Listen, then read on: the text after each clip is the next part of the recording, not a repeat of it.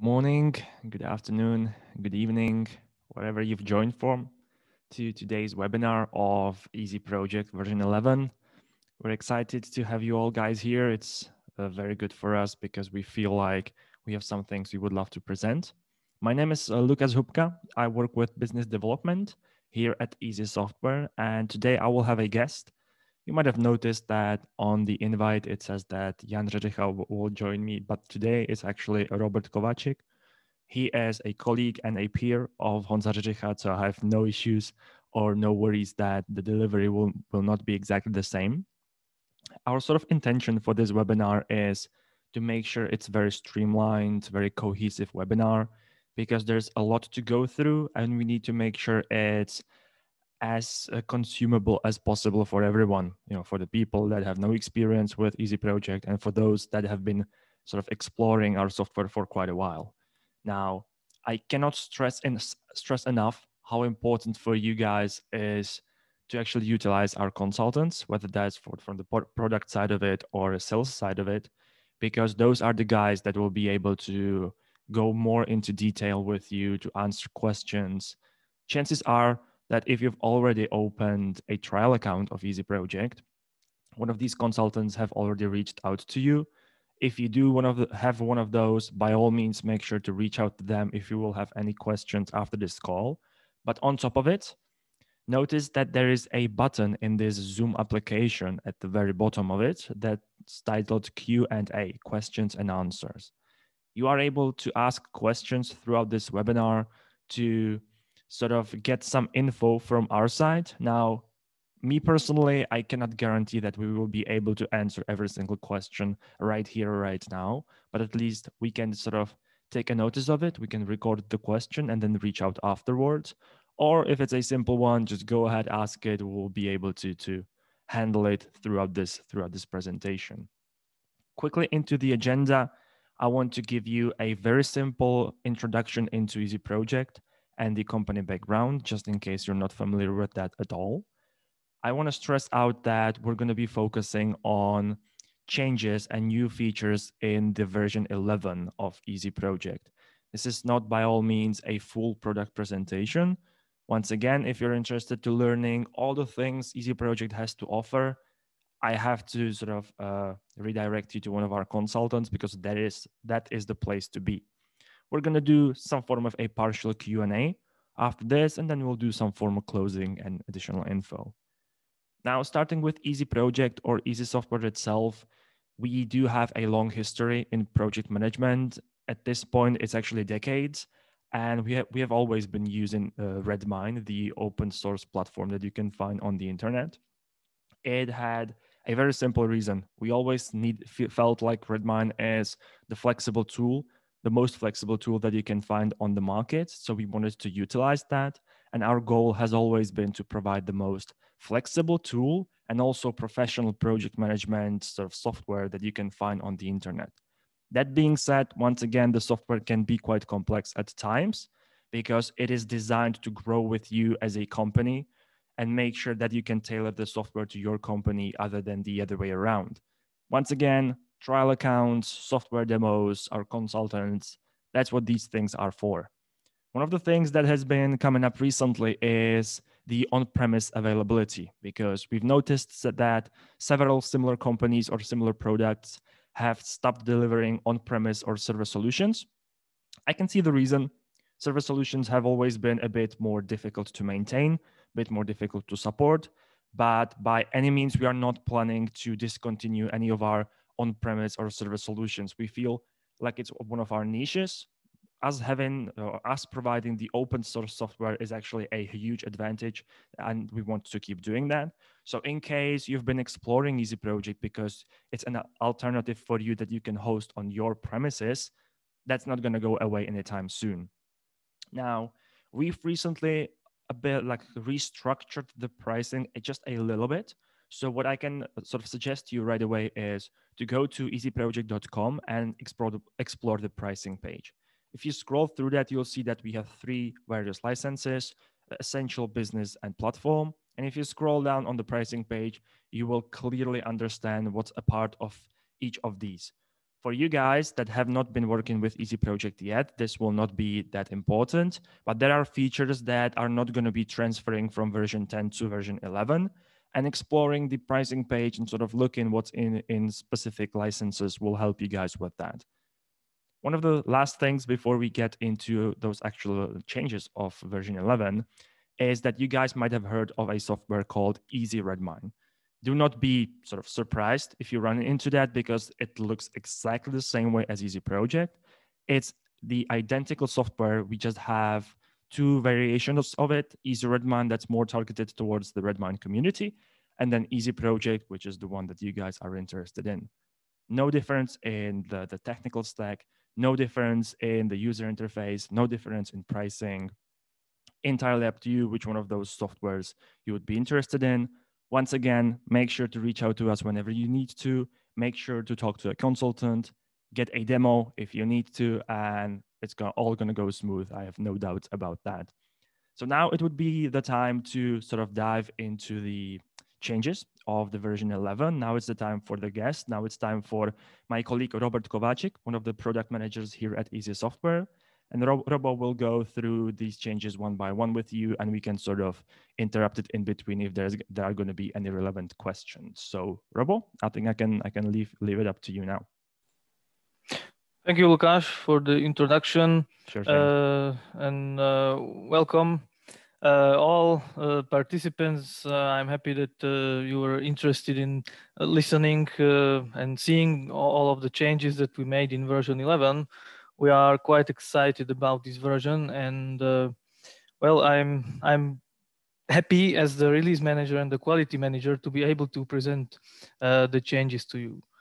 I do hope you can see my correct screen. Lukasz, it is I see the documentation, so now I see release notes version 11, so that looks good. Thanks. So this is it. From the very beginning, I would just like to point you out to the release notes that have been published for version 11. They can be found under documentation.easyproject.com. The special link, we can send it to directly. The same documentation is also embedded on our website. So if you go on our website and search for release notes, you can find it under training center, where the whole documentation is available.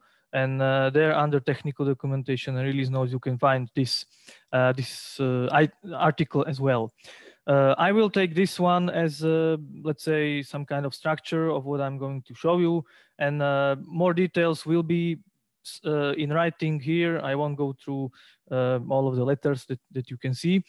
I may go into some further details that are not currently yet documented in writing, but you have the privilege to actually see them before they are officially documented. So without further ado, let's go to the actual changes. I would just like to start by saying that that this version is focused based on user feedback and based on our communication with the clients, is focused on performance and on ease of use. And we have made a lot of technological changes that may not be directly visible, but they altogether they put quite an important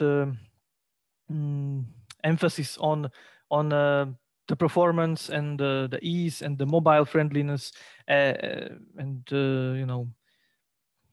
user experience, let's say. So from the more abstract side about the technological stack, what is the change between version 10 and 11 is that we have been historically quite benevolent about what we support, what kind of technology behind the software, which kind of backlashed on us, and we had some issues, and they were just caused because of our benevolence. So we decided to support a strict technological stack, which means some specific versions of some specific components. They are always going to be listed in any release notes coming in the future versions. So this is kind of communication we will be giving towards you as our clients. I don't need to go with you through the numbers. Just important part that we are going to be more precise on this side. This information is mostly for on-premise for server users, but just for all of you cloud users, or if you are interested in cloud, it's just information that we are actively finding the best possible underlining components to that work with Easy Project for the best performance and the best experience. So of course the details you can check out in the release notes. Further, with some simple and light changes would be some design tweaks. One of them is the login page. There are some color changes as well. Those of you who know Easy Project will not may not even find it at the first sight, but the colors and the background colors change a little bit. Something that changed a bit more, if you already tried Easy Project, you may notice difference in trend colors, for example. They have gradient, they are a little bit different. So we played around with the colors, and we just wanted to make it a little bit more soothing. If you knew Easy Project from version 10, you will notice that the plus button moved from the upper right side to the lower right side. We just follow the standard from, well, let's say an industry standard, and it was also based on user feedback. So it's not just something that we are testing. Okay, I don't think that there's too much to say about the colors and the designs, but we did refresh it for better experience. Now I would like to go to one, let's say, biggest and most major change in the application, which is something we call dynamic filters. Now, if you knew Easy Project version 10, if you tested it, you definitely came across some standard listing where you go to filters, where you can configure whatever you want. Then you click apply, and then the page is reloaded. We realized that this is not that this is getting quite old quite fast. So we needed to do something about it. We tried to make it much more well, live, interactive, and dynamic. So we prepared second component, which currently doesn't replace the old one, which is still optional for you to try and to test however you want. But slowly but surely, this will be the main listing. How to work with it? Well, there are different ways of how to enable it. What I'm showing you now is on my homepage, on my user dashboard. There is a module called dynamic filters, where I set it up as a module, and the rest of the page is regular Easy Project. What are the differences is that it's live. So whatever I do, whenever I filter, I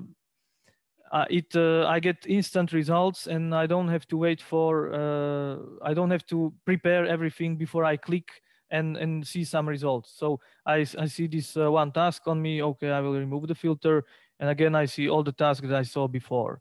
The whole table is interactive. Whenever I change something, it gets changed right away. This task that I changed gets disappeared because I have sorted by priority, and I changed it. So it got lost. So didn't get lost. It got sorted where it belongs, of course. So this is something that you can play around. It's much more than just an Excel table or just a static table.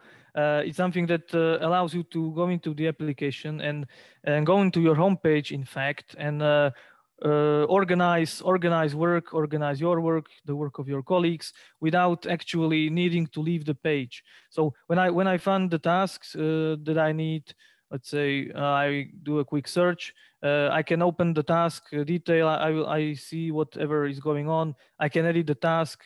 When I close it, the page gets refreshed, and not the whole page, the module gets refreshed, and I can go on to other tasks. So we are getting towards, let's say, one-page application.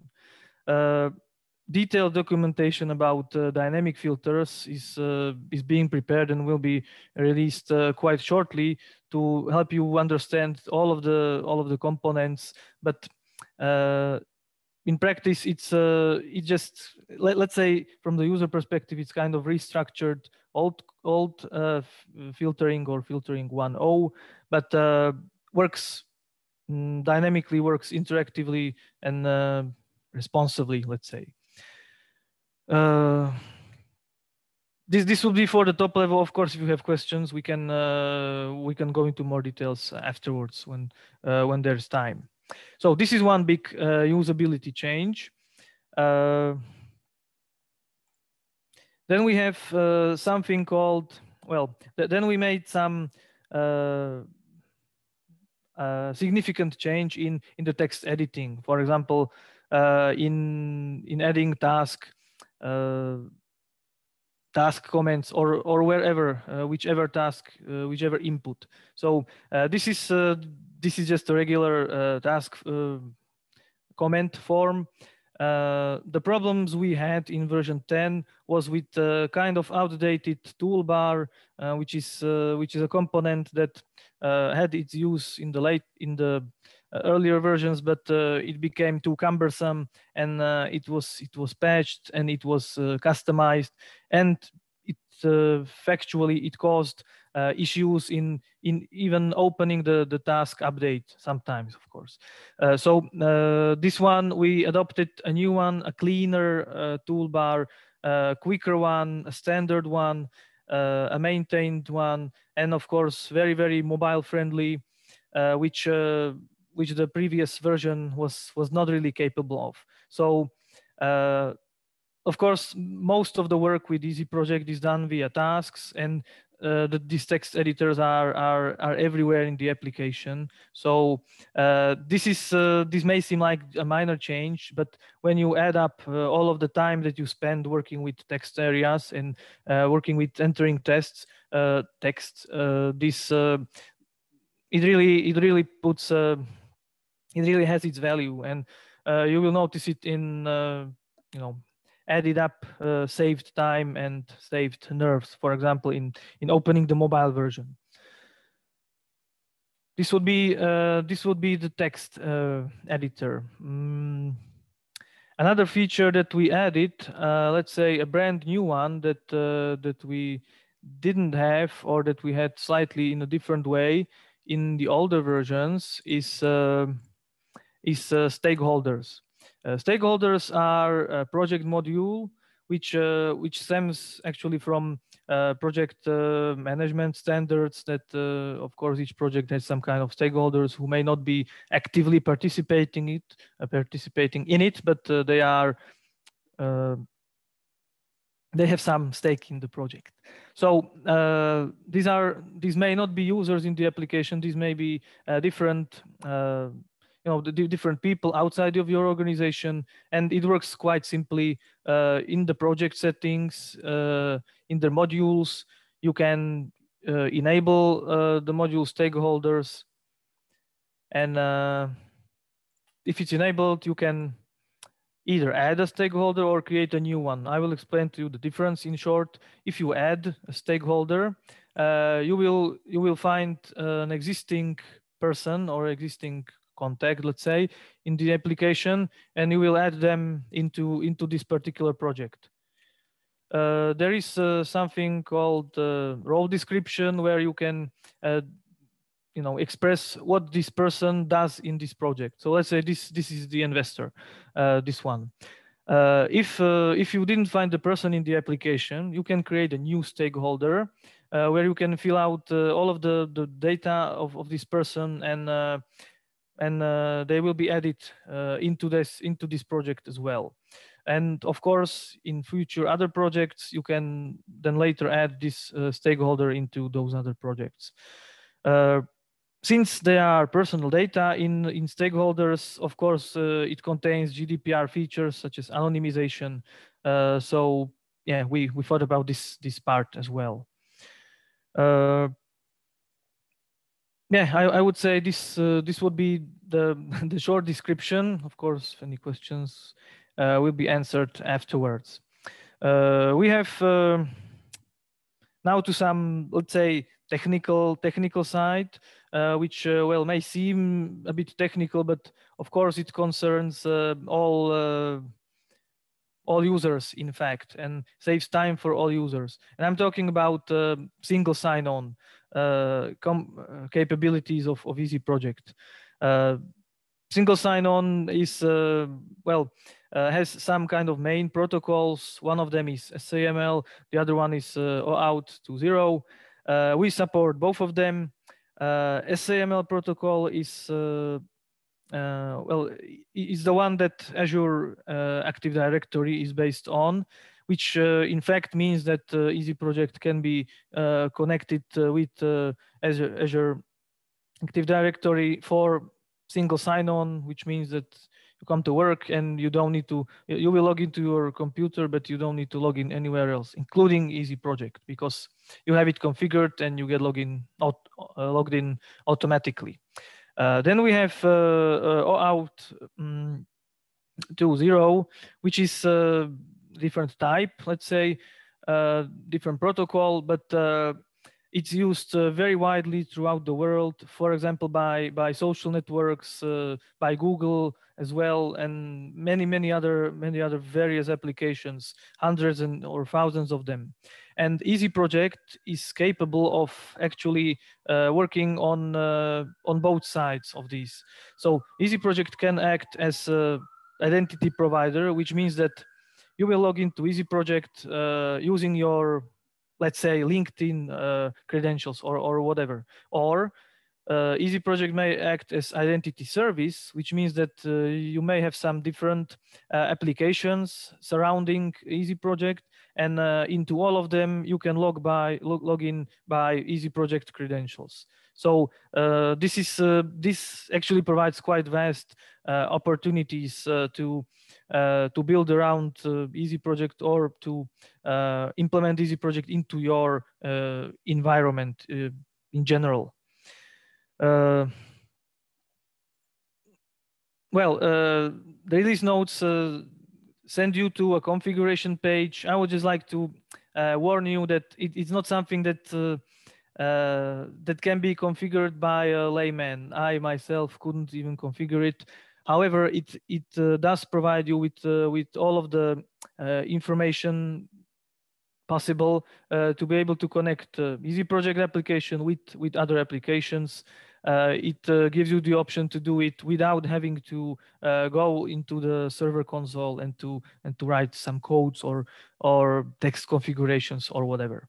So this would be single sign-on. Again, if you have some questions about this is the part where you would ask our consultants, where we would give you some focused feedback on it. It's hard to do very generally because, as I said, hundreds of applications.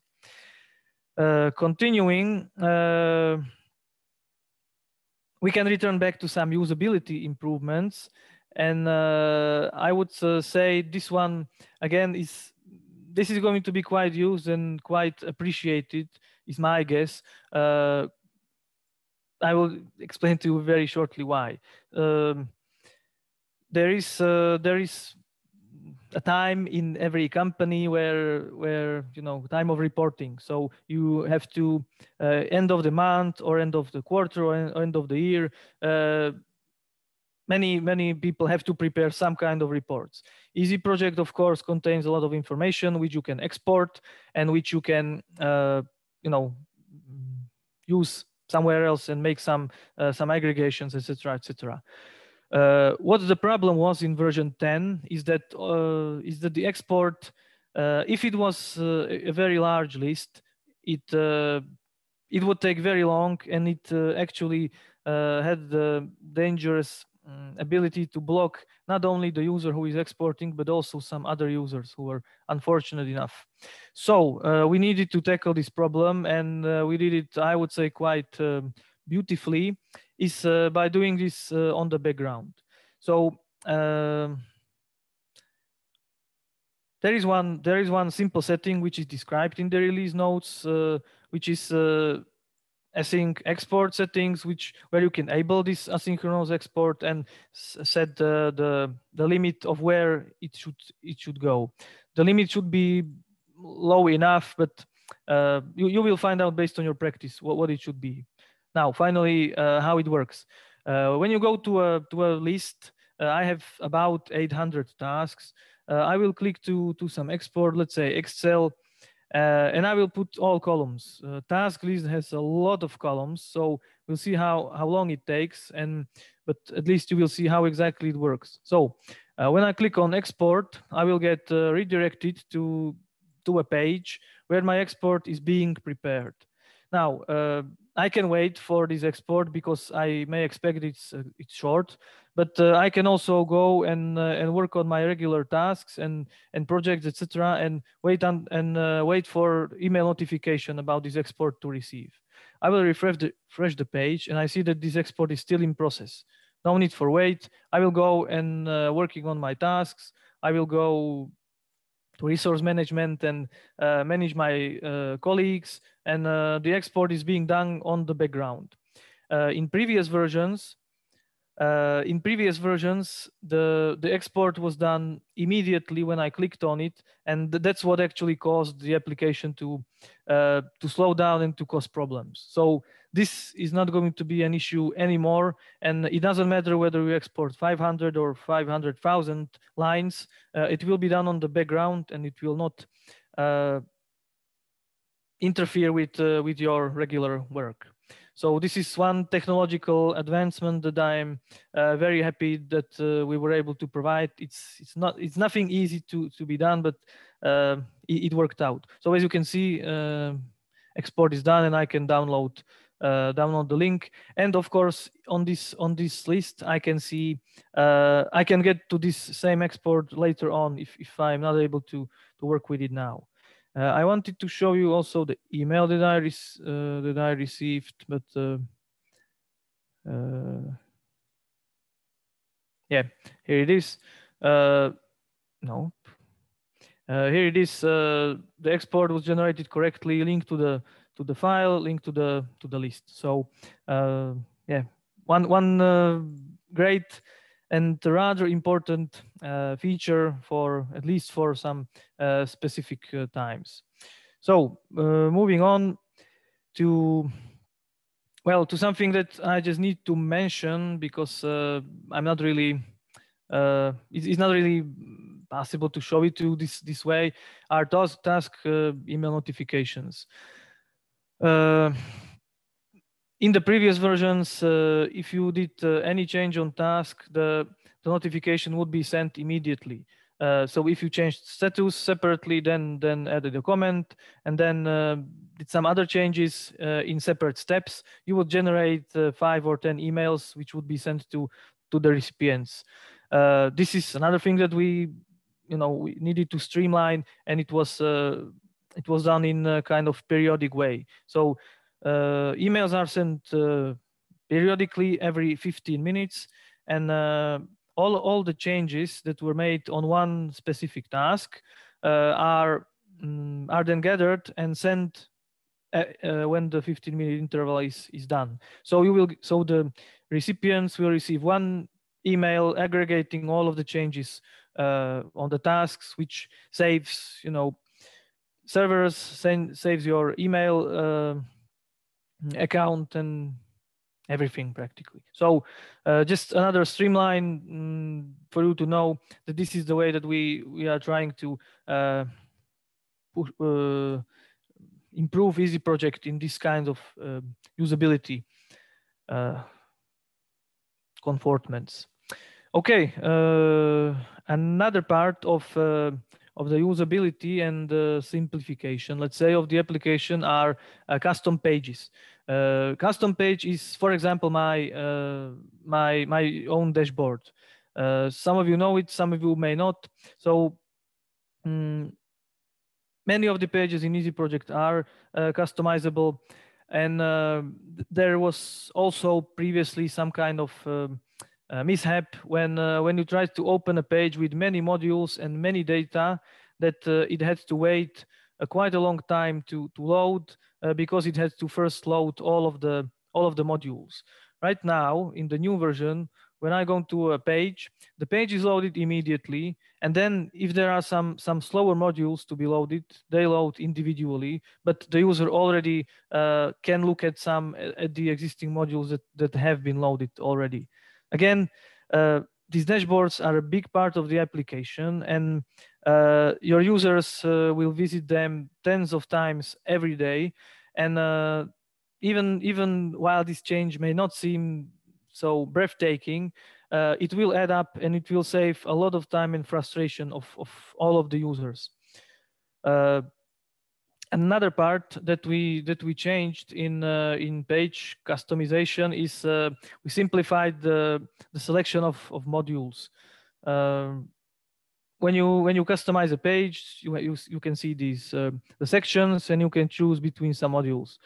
Previously, we had various modules: tasks from filter, risks from filter, projects from filter, etc. Something from filter, which just took up space, but wasn't really necessary, because we have some generic modules, for example, list, where you can choose the entity whichever you can view.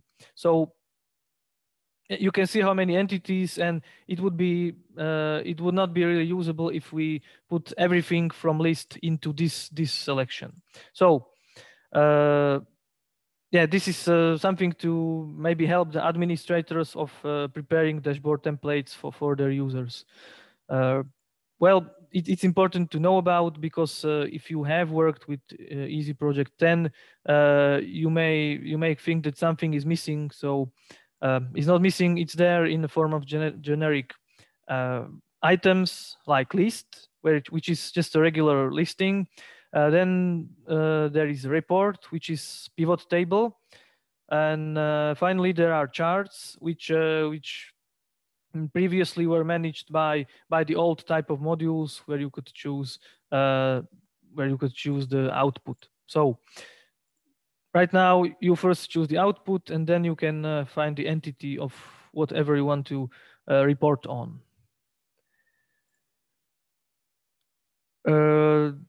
I have to also show you some specific changes on some specific modules on project overview. There was this misunderstanding of some modules which stemmed from the design or from some historical reasons. So just to clarify, there are three project-specific modules which are available on project overview page.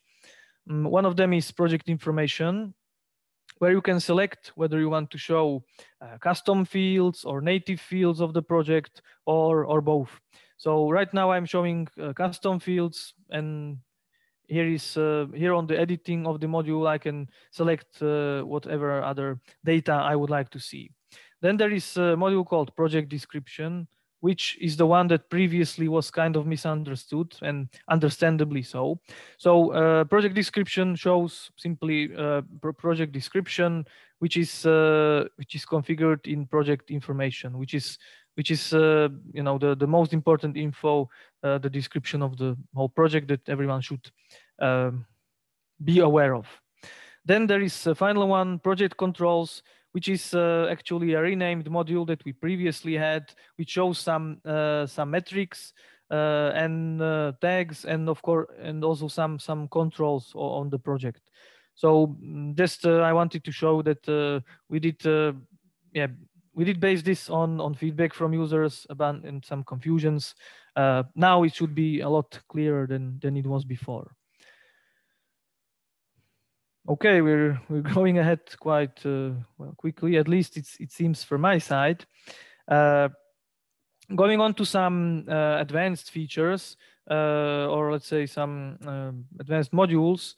Another topic would be, sorry, another topic would be,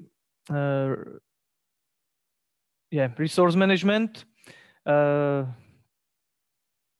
very popular functionality. There is something we have called resource reports, which is described in documentation separately, and the link to this documentation is on the release note, so we can find it. And just something that we added, a different metric or different view above resource management. So let's say this one, this is the old standard view where I can see capacity and I can see allocations on certain users. But the new part is when I can switch to chart and switch to users in the x-axis, and it will show a different view, which is per user per month, and it's well, just a different view, but important one, again, based on feedback from resource managers that we work with. Nothing more to say there. Continuing to another popular module called help desk, and help desk is let's say a component used for to connect Easy Project to to email servers and to download emails and to save the communication in Easy Project. Very simply put. And recently, Gmail started routing for better security. So Gmail now, or let's say G Suite all together, focuses on this security, and they are tightening it in a way that external applications such as Easy Project cannot access the account just by regular user or password, and they need to use OAuth for to access the emails. So we added this OAuth capability, which so far was tested on Google. But in case you have some other mail server which that requires external applications or out to access it, you can test it. You can write to our consultants. We can test it with you, and it's written generically enough that it should work, but there are always some specifics, so we may need to do some adjustment in case needed. But simple message: we do have OAuth connection to external email servers. Okay, we are almost at the end. I'm just some minor tweaks on Kanban, for example. We adopted kind of functionality or standard, let's say, to limit the tasks in certain Kanban stages. So in the project settings of Kanban, I can see the stage or the progress state, and I can see the task limit. So in progress, only one.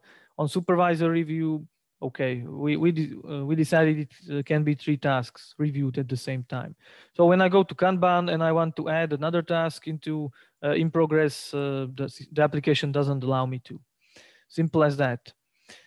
And finally, I would like to show you feature or kind of revision of a feature of diagrams, which were kind of popular, but they were not really easy to use, and they had some well, let's say uncomfortable parts. So we decided to change that, and I will show you how to create a diagram and how to work with it in general. And I hope you will like it same as I did when I first saw it. So diagrams can be created on tasks. So you will have a task, and under the menu, under the more menu, you will find a button create diagram. You will name it, and you will be redirected to the component, or well, to the draw IO, where diagram uh, can be drawn. So of course, I will not show the capabilities of the diagrams. Many of you probably know this, so nothing to more say about this particular component. However, you can save it, and once you save, you can make any other changes, save again, and when you exit, you will get redirected back to the task, and you can see this diagram linked to it. Now, you can see the diagram itself anywhere, but that's what the embed link is for, which you can copy and paste anywhere through the application. I will show it to you in a while, but of course, if you need to view the diagram immediately, there is of course a show button where you can see it. So when I copy the embed link, I can now take the diagram and put it anywhere. For example, even on the task description, which I showed you earlier, and it will be there visible on the project overview page. So this would be the last part that I had prepared for you. I understand that I may have gone in some cases quickly, in some cases slowly. So I suppose if you have anything to add, if you have any questions, Lukáš, I will leave it up to you to moderate the questions and answers, and I will be ready to. Mm-hmm. Very nice. Thank you, Robo. I think it was just enough because this call isn't made to go too much into detail, and at the same time we need to present all these changes. There is a question that I think we can sort of get to right away. The question is, will the cloud solution version 10 be automatically upgraded to version 11? If so, when we should expect that? Do you have any info about the exact dates, or what's the plan? Thank you for the question. Yeah, it's we could have actually started with that, Lukáš, but yeah, it's a very relevant one. Upgrade to version 11 is optional, and it's going to be optional for another couple of months. I will not tell you exact time, but let's say until autumn you have time to decide whether you want to upgrade or not. Then there will be some let's call it deadline, which still doesn't mean that you have to upgrade, but it will mean that you have to actively write us or tell us that you don't want to upgrade. So we are in the opt-in phase where you can opt to upgrade to version 11 if you ask us. We are not going to do it automatically, and after some date in autumn, there will be opt-out phase where we will inform you that we are preparing the upgrade. And if you still would like to stay on version 10, you have to tell us. Version 10 is going to be in LTS mode, in long-term support mode, until, let's say, June 2022. So for another year, version 10 will still exist and still be functional and still be supported, but it will just not be developed, and it will not release. It will not receive any new features, because it's LTS means kind of stability, and we cannot. Well, in development we will be focusing on 11. That's short and sweet. And if our clients want to be upgraded to version 11 right now, then I assume either reach out to your sales consultant if you have any, or they can send an email to support@easysoftware.com, right? That's the plan. Yes, all of our front office and back office actually are prepared for the upgrade request. So yeah, we are ready for your requests, whether it's for upgrade or for non-upgrade or whatever else you wish. Whenever you reach us about the upgrade, we will also provide you with some checklists, let's say, that you should prepare with to make sure that your users are not surprised, or yourself as well are not surprised by anything in this new version. Yep. From my side of the table, once again, I have to encourage everyone to start a trial account. For example, some of the big upgrades, such as the dynamic filters, that looks good on the screen while you're watching it. But the biggest difference is the feel when you're actually using it, when you actually get to experience all these advantages that it brings. So once again, create trial accounts, request online demos. Our guys are happy to help you with that. By all means, challenge us with your workflows, challenge us with your requirements. Like I mentioned earlier, we sort of focus on providing a flexible project management software. So we wanna show you how we can actually adjust it and modify it to make sure that you can actually use it and grow with it. Explore the pricing page, see what we have to offer in each of our licenses. And Robo, unless you have anything to add, I think we can close this out here. Thank you, Lukáš. I think I have talked for a long time, and I would get bored myself if I listened to me anymore. So nothing Fair more enough. to add. Thanks. Fair enough. Then allow me to thank everyone for the attention, for joining the webinar. Thank you, Robo, for being here and presenting these changes. I'm going to close this out now. This webinar is recorded, so you might expect the recording in your emails sometime soon. And yeah, enjoy the rest of the Thursday, enjoy your Friday, enjoy the upcoming weekend, and yeah, play around with Easy Project as much as you can. Have a good one. Bye-bye. Hi, everyone.